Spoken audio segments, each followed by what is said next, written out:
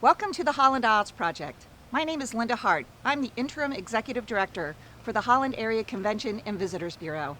I'm standing on the Yellow Brick Road, a free, permanent outdoor exhibit located in beautiful downtown Holland, Michigan. Frank Baum's ties to Holland are well known locally. His family vacationed on Lake Michigan at their cottage, the Sign of the Goose.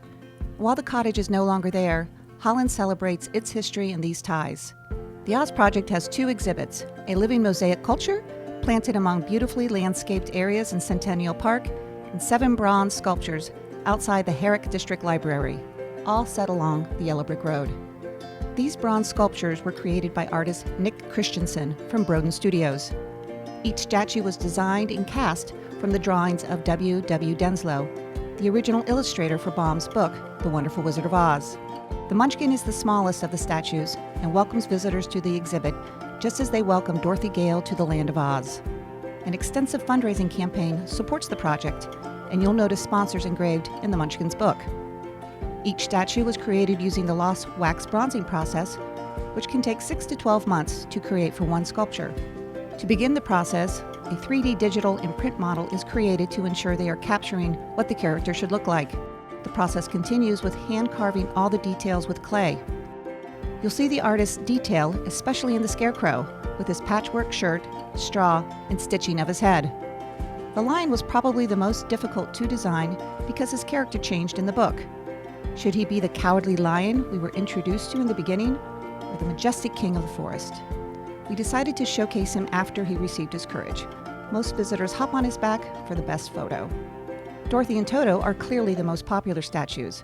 Since Dorothy was a little girl in the original story, her statue needed to reflect that size and age.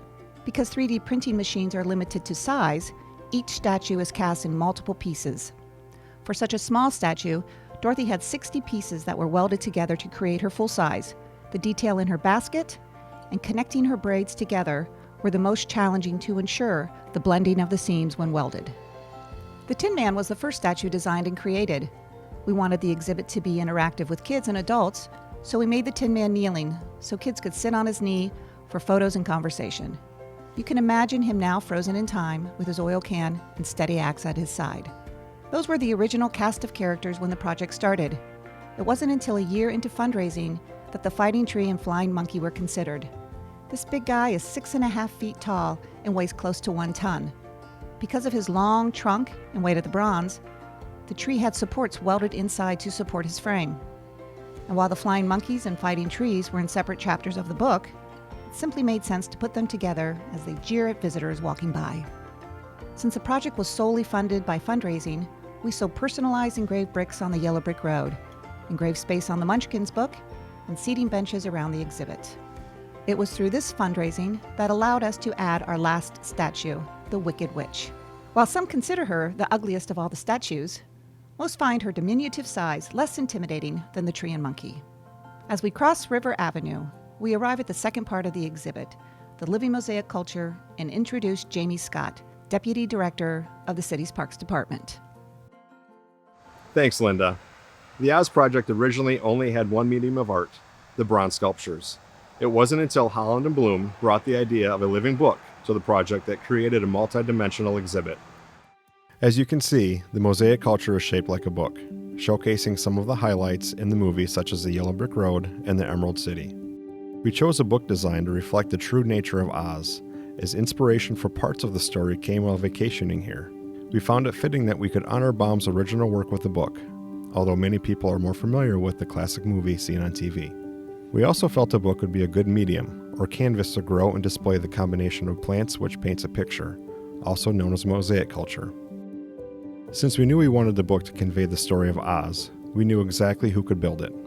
Cadreform, based in Quebec, Canada, has a long history of building plant-based mosaic sculptures all over the world.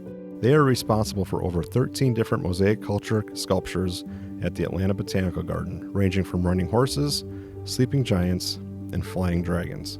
We knew that with this experience and creativity, Cadreform could construct a book worthy of the story of Oz. Cadreform did a conceptual drawing of the current book and started construction with our approval. Once constructed, the metal and soil framework was shipped to a greenhouse in Quebec to install approximately 6,000 plants in a pattern that reflected the story of Oz. After 3 months, the plants were mature enough, and the book was shipped to Holland, Michigan. The 4 pieces of the book arrived via semi-truck and were assembled in beautiful Centennial Park. The book is approximately 10 feet high and 12 foot wide. It is angled back slightly to give the impression of an open book. The book is actually 4 pieces that get assembled on site. The structure is built with galvanized steel and filled with a soilless growing medium within a mesh that prevents the planting medium from spilling out. Within the entire structure is a complex irrigation system that utilizes quarter-inch drip irrigation hose to water the plants during times of drought and high temperatures. All the plants that were planted in the book are considered annuals in Michigan. They die every fall and have to be replanted each year for the story of Oz to come to life. The book is planted with a variety of Pilea, Sedum, and 6 different species of Alternathera. The combination of all the various plants creates depth in a picture due to the color and textural differences within the mosaic. This past year, after its inaugural display, the City of Holland Parks Department disassembled the 4 sections of the book and transported them back to the city-owned greenhouse. We utilized chalk and bamboo sticks to mark the placement and pattern of different varieties of plants. Once completed, staff removed all of the plants in preparation for the new plants in the spring.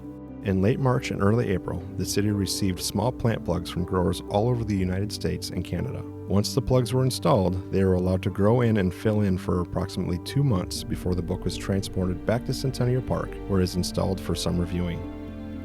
While on display, the Oz book requires meticulous care and attention. Plants are trimmed weekly to maintain clean edges between the plant varieties, which allows the mosaic to tell its story easily. Because this living exhibit is outdoors, the Parks Department must carefully monitor the moisture level in the planting media. Because the planting media is a soilless mix, it is necessary to fertilize the plants with micronutrients. This application of fertilizer helps the plant's ability to maintain their vibrant colors, which is imperative for the book to tell its story.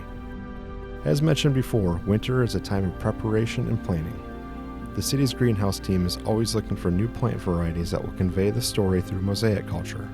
Some plant varieties are difficult to obtain from year to year, so a contingency plan is important before a yearly plant order.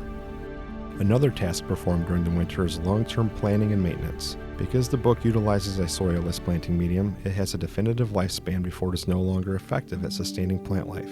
Every 3 years, all of the planting media must be removed, irrigation system inspected and adjusted, and new soil media installed.